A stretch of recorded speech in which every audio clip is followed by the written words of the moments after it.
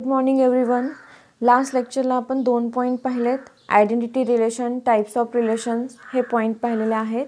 Last point आहे ते आपले टाइप्स ऑफ रिलेशन हा लास्ट पॉईंट आहे.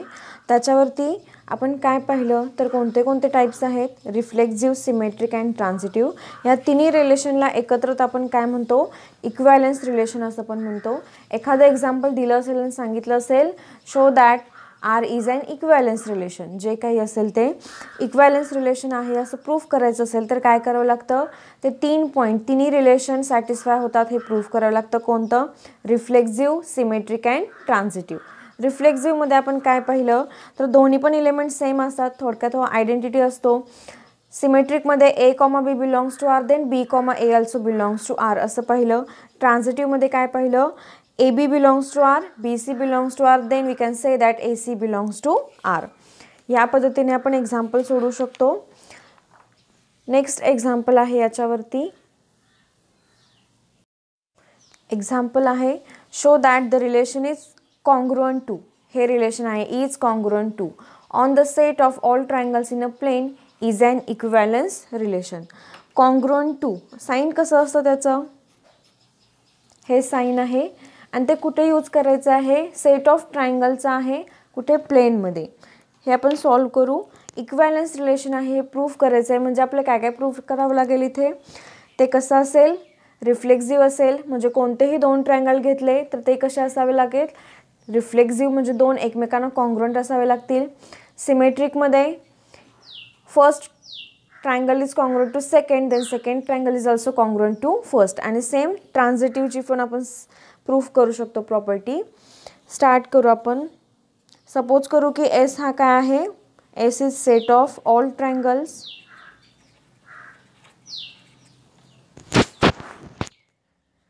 आपण स्टार्ट करू. फर्स्ट काय आहे आपली रिफ्लेक्सिव्ह. रिफ्लेक्सिव्हमध्ये काय पाहता येईल बघा, 2 ट्रायंगल घेणार आहोत आपण. रिफ्लेक्सिव्ह प्रॉपर्टीमध्ये सेम एलिमेंट्स असतात, मग ट्रायंगल्स पण दोन्ही पण सेम पाहिजेत. म्हणजे ए हा ट्रायंगल घेतला तर तो कॉन्ग्रुएंट पुन्हा स्वतःशी असेल. सपोज ट्रायंगल घेऊ आपण, triangle is congruent to itself. यावरून आपण म्हणू शकतो for every triangle belongs to S. एसमधला प्रत्येक ट्रायंगल घेतला, कोणताही घेतला तरी तो स्वतःशी काय असेल, कॉन्ग्रुएंट असेल. सेकंड आहे प्रॉपर्टी सिमेट्रिक. यामध्ये काय पाहिलंय तर A B belongs to R असेल तर B comma A belongs to R असं आहे. मग इथे जर ट्रायंगल घेतला, triangle 1 is congruent to triangle 2, then we can say that triangle 2 is also congruent to triangle 1. Obvious आहे, हे दोन्ही कॉन्ग्रुएंट आहेत एकमेकांशी. मग 1 इज कॉन्ग्रुएंट टू सेकंड किंवा सेकंड इज कॉन्ग्रुएंट टू 1 कसंही लिहिलं तरी चालेल. आणि हे कशासाठी आपण सांगू शकतो, for triangle 1 and triangle 2 belongs to S. दोन्ही कुठून आलेले आहेत, एसमधून आलेले आहेत. एस हा सेट ऑफ ट्रायंगल्सचा आहे. आणि लास्ट आहे सिमेट्रिक. ट्रान्झिटिव्ह असेल लास्ट. ट्रान्झिटिव्हमध्ये 3 एलिमेंट्स असतात, तसेच इथे 3 ट्रायंगल्स असतील. Triangle 1 is congruent to triangle 2 and triangle 2 is congruent to triangle 1. Triangle 3. 1 is congruent to 2, 2 is congruent to 3. Then we can say that triangle 1 is congruent to triangle 3. For all triangle 1, triangle 2 and triangle 3 belongs to S. कोणतेही 3 triangle घेतले, transitivity property जर आपण घेतली तर first is congruent to second, second is congruent to third, and then we can say that first is congruent to third. तिन्ही properties satisfy झालेल्या आहेत. Therefore आपण काय म्हणू शकतो, दिलेला जो सेट ऑफ ऑल ट्रायंगलचा सेट असेल तो कसा आहे, इक्वॅलन्स रिलेशन असेल. त्याच्यावरती जे रिलेशन असेल ते इक्वॅलन्स असेल. नेक्स्ट आपला नेक्स्ट पॉईंट आहे कॉन्ग्रुएन्स मॉड्युलो. याची डेफिनेशन कशी सांगितलेली आहे, let small n be any positive integer, a is congruent to b modulo m, if and only if double implies असेल तर त्याला म्हणतात if and only if a minus b is divisible by m. हे जे दिलेलं equation आहे ते कसं रीड करतात, A is congruent to B modulo M. इथे दिलेलं आहे A is congruent to B modulo M. या इक्वेशनचा अर्थ काय होतो, suppose A is equal to 14 असेल, बी इज इक्वल टू 4 असेल, मॉड्युलो किती आहे 5. हे कधी असतं, A minus B divisible by M म्हणून सांगितलेलं आहे आपल्याला. म्हणजेच हा ए मायनस बी करावं लागेल. ए मायनस बी किती 10 येतो आणि हा डिव्हिजिबल बाय 5 आहे. 10 is divisible bye 5. For example आणखीन एक आपण एक्झाम्पल बघू शकतो याचं. समजा 8 इज कॉन्ग्रुएंट टू 4 मॉड्युलो 2 असं एक्झाम्पल असेल, तर ए मायनस बी ना, म्हणजे 8 मायनस 4 किती येतो 4 येतो, and which is divisible by 2. म्हणजे 4ला 2ने डिवाइड होऊ शकतं, असाच याचा अर्थ होतो. ए आणि बीचं सबस्ट्रॅक्शन घेतलं तर त्याला जो मॉड्युलो दिलेला आहे आपल्याला त्याने डिवाइड व्हायला हवं. ठीक आहे, याच्यावरती एक्झाम्पल पाहू आपण. मिक्स एक्झाम्पल आहे. कॉन्ग्रुएन्स मॉड्युलो रिलेशन दिलं असेल आणि आपल्याला ते इक्वॅलन्स रिलेशन आहे असं प्रूफ करायचं आहे. Example is R is equal to ordered pair दिले आहे ए comma B, such that A B कुठून आणले आहेत, झेडमधून, म्हणजे ते इंटिजर्स असणार आहेत. A is congruent to B modulo M is an equivalence relation.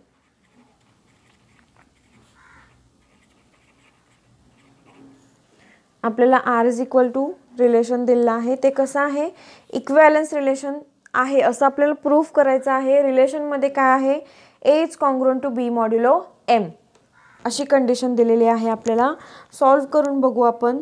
Equivalence relation proof करायचं आहे, म्हणजे याच्यामध्ये परत आपल्याला रिफ्लेक्सिव्ह, सिमेट्रिक अँड ट्रान्झिटिव्ह हे 3 रिलेशन सॅटिस्फाय करावे लागतील. Solution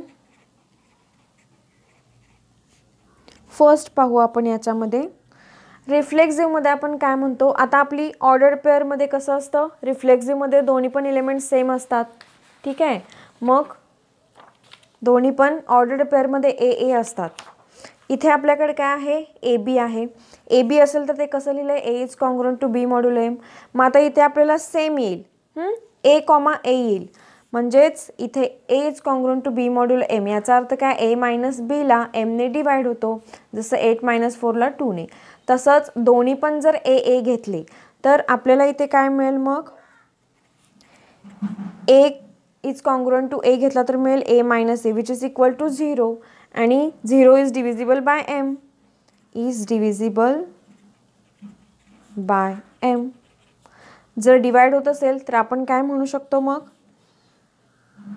therefore A is congruent to A modulo M, therefore R is reflexive. काय केलं आपण इथे, जर आपल्याला रिफ्लेक्सिव्ह प्रॉपर्टी दाखवायची असेल, दोन्ही एलिमेंट सेम असतात, ए कॉमा ए आहे ना, मग आपण हे रिलेशन याच्या सेटवरून लिहू शकतो की A is congruent to A modulo M.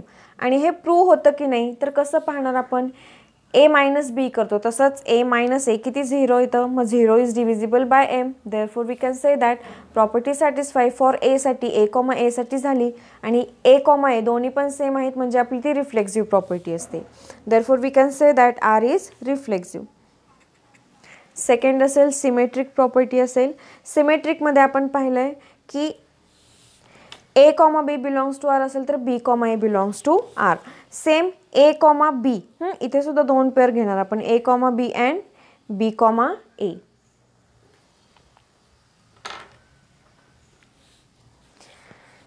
A comma B असेल तर कसं लिहितो आपण, ए is congruent to B modulo M. याचा अर्थ काय असतो, that is a minus b is divisible by m. या रिलेशनचा अर्थ असतो तो इक्वेशनचा. आपल्याला दाखवायचं काय आहे, B is congruent to A modulo M. A comma B असेल तर बी कॉमा ए, बी कॉमा ए म्हणजे काय येणार, B is congruent to A modulo M. तर समजा असं असेल,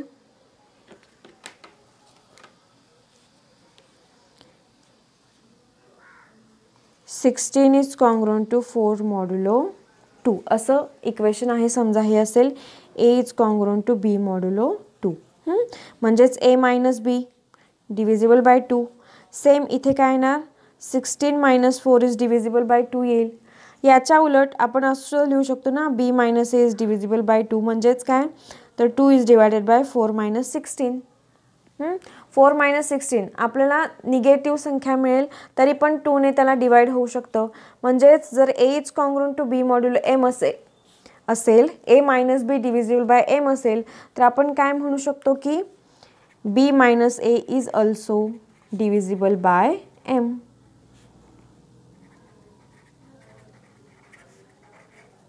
दॅट इज याचाच अर्थ काय होतो B is congruent to A modulo M.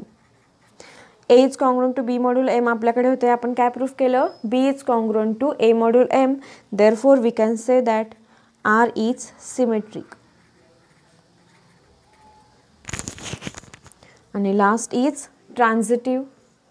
ट्रान्झिटिव्हमध्ये आपण काय घेणार आहोत A comma B B comma C आणि दाखवणार काय आहोत A comma B B comma C. याच्यासाठी ए कॉमा बी साठी आपल्याला मिळेल A is congruent to B modulo M आणि बी कॉमा सी साठी काय मिळेल B is congruent to C modulo M. तर आपल्याला दाखवायचं काय आहे ए सी मिळाला पाहिजे. म्हणजेच A is congruent to C modulo M असं इक्वेशन आपल्याला मिळायला हवं.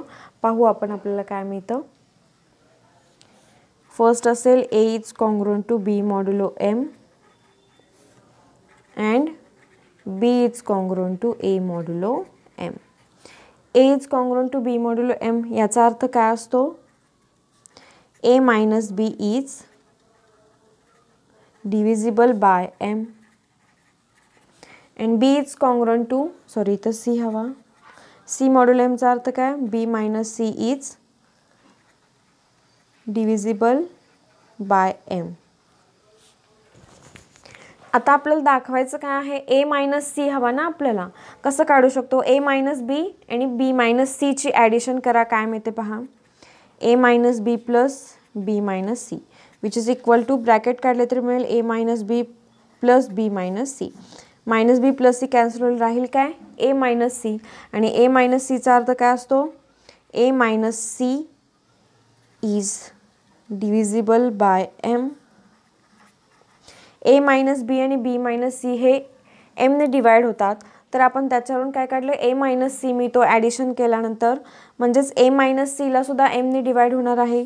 मग याचाच अर्थ काय होतो तर a is congruent to C modulo M आणि हेच आपल्याला प्रूफ करायचं होतं. Therefore we can say that R is ट्रान्झिटिव्ह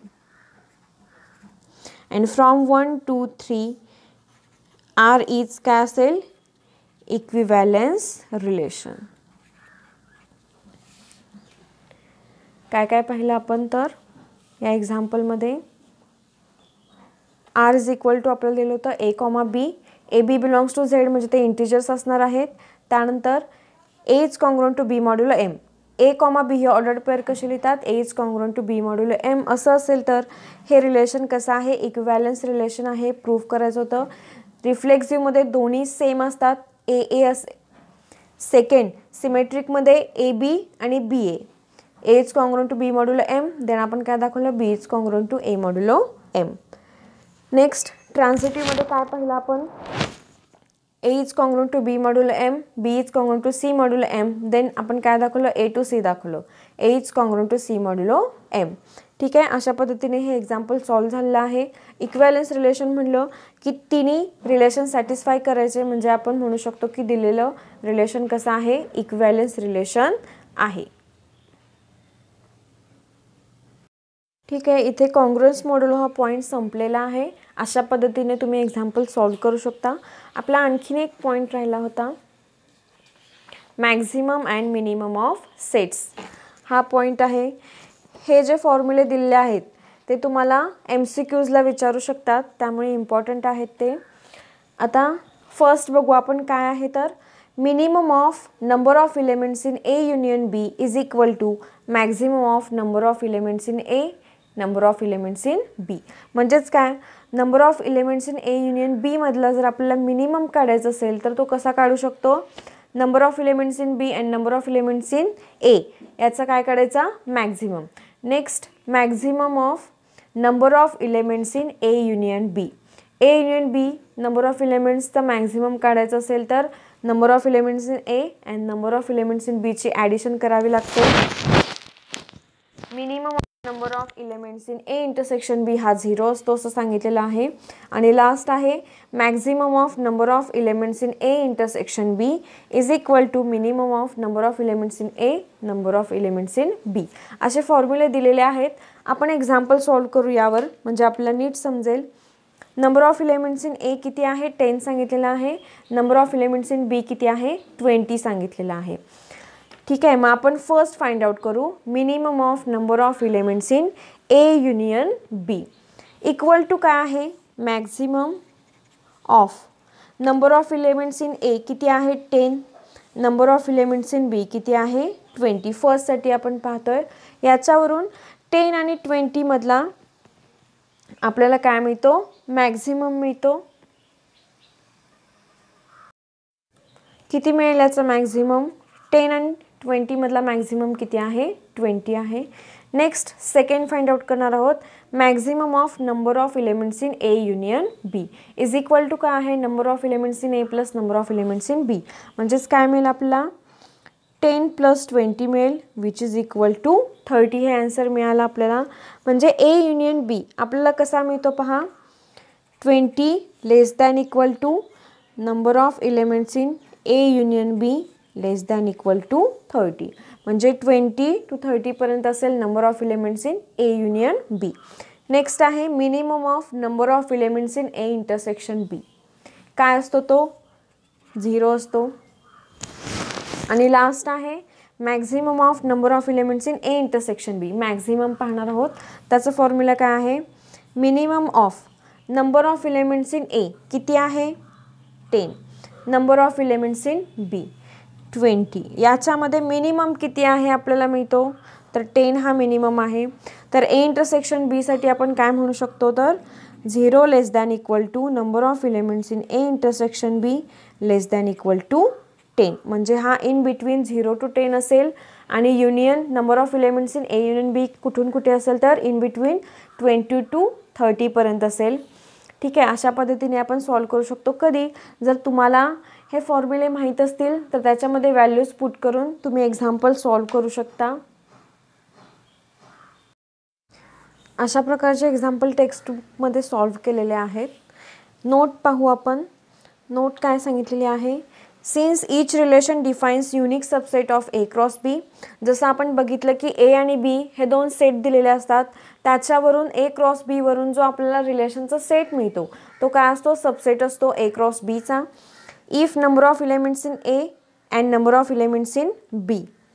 number of elements in A नसेल एम असेल number of elements in B n असेल तर number of relations S from A to B काय असतो 2m × n. Number of elements in A is equal to m असेल number of elements in B is equal to n. तर आपण काय सांगू शकतो नंबर ऑफ एलिमेंट्स किंवा number of relations S from A to B is 2m n. Second note आहे if R is relation on capital A and number of elements in A is equal to m, then number of relations on A is 2n². Next आहे R represents set of all real numbers in real line किंवा on real line. आपल्याला माहिती आहे R हा set of real number असतो. Next fourth आहे R cross R म्हणजे 2 dimensional स्पेसमध्ये येईल. Represent set of all ordered pairs on Cartesian plane. Cross आलं की तिथे काय आहे लक्षात ठेवायचं की ऑर्डर्ड पेअर असेल. आणि लास्ट फिफ्थ नंबर आहे R cross R represent set of all ordered triplets in 3 dimensional space. हे तुम्हाला MCQजला फिल इन द ब्लँक्सला विचारू शकतात. हे रिलेशन्सवरचे नोट्स आहेत. ठीक आहे, एक एक्झाम्पल पाहू आपण. लास्ट एक्झाम्पल काय सांगितलेलं आहे let capital A is equal to set दिलेला आहे. Define relation R from A to A. A to A आपल्याला एकच सेट दिलेला आहे. तर आर कसं डिफाईन करायला सांगितलेलं आहे x, y such that he ordered pair असेल एक्स ॲज इट इज, पण सच दॅट वाय कसा असेल x+1. जो x आपण लिहिणार आहे त्याच्यामध्ये एक ॲड करून y लिहायचा. आणि त्याचं काय काय फाइंड आउट करायचं आहे, डोमेन, कोडोमेन आणि रेंज फाइंड आउट करायची असेल त्याची. तर पाहू आपण. r इज इक्वल टू आपल्याला काय दिलेलं आहे, x, y such that y is equal to x+1. पहिल्यांदा आपण r फाइंड आउट करू. Ordered pair x, y. ठीक आहे. x पहिला असेल आपला 1 आणि y साठी कसा आहे x+1. जो आपला x असेल त्याच्यामध्ये +1 करायचा. मग 1 + 1 किती मिळेल, 2. नेक्स्ट आहे 2. अगेन 2 + 1 किती मिळेल, 3. नेक्स्ट आहे 3. Again y is equal to काय आहे, x जर 3 असेल तर 3 + 1 y लिहितो आपण. 3 + 1 किती मिळेल आपल्याला, 4 मिळेल. नेक्स्ट आहे x आपला 4 आहे तर y काय मिळेल, 4 + 1 5 मिळेल. नेक्स्ट 5. लास्ट आपलं काय मिळेल मग, 5 + 6. 5 + 1 किती मिळतो, 6 मिळतो आपल्याला. ठीक आहे. आपण 6पर्यंत जाणार नाही का, कारण सेटमध्ये आपला नेक्स्ट नंबर नाही आहे, त्यामुळे आपण तिथपर्यंत नाही जाणार. याचा डोमेन फाइंड आउट करायचा आहे. Domain of r is equal to, डोमेनमध्ये कुठले एलिमेंट्स असतात, ऑर्डर पेअरमधले जे फर्स्ट कॉम्पोनंट असतात ते सगळे डोमेनमध्ये असतात. मग फर्स्ट कॉम्पोनंट इथे कुठले कुठले आहेत, 1, 2, 3, 4 अँड 5. नेक्स्ट रेंज पाहू आपण याची. रेंज ऑफ r, रेंजमध्ये ऑर्डर पेअरमधील सेकंड कॉम्पोनंट असतात. कोणते कोणते असतील मग, 2, 3, 4, 5 आणि 6 हे एलिमेंट्स मिळतात. आणि लास्ट काय आहे, कोडोमेन.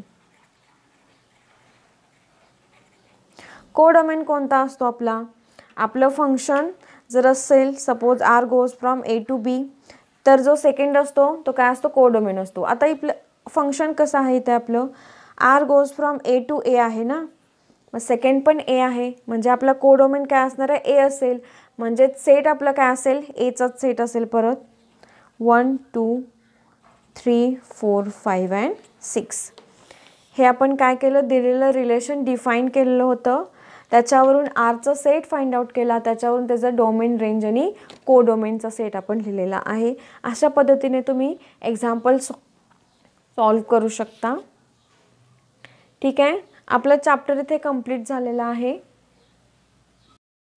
या चॅप्टरमधले आपले सगळे पॉईंट्स कंप्लीट झालेले आहेत. एक्झरसाइज 5.1 आपण पाहिला आहे. एक्झरसाइज 5.2 मधले पण सगळ्या टाईपचे एक्झाम्पल झालेले आहेत आपले. आणि फक्त याच्यामधला एकच पॉईंट कॅन्सल झाला होता, तो म्हणजे सब पॉईंट होता डिफरन्स सेटचा. तो तुम्हाला एक्झामला त्याच्यावरती क्वेश्चन नसतील किंवा MST CETला सुद्धा त्याच्यावरती क्वेश्चन विचारले जाणार नाही आहेत. ठीक आहे. आपला चॅप्टर कंप्लीट झालेला आहे. थँक्यू.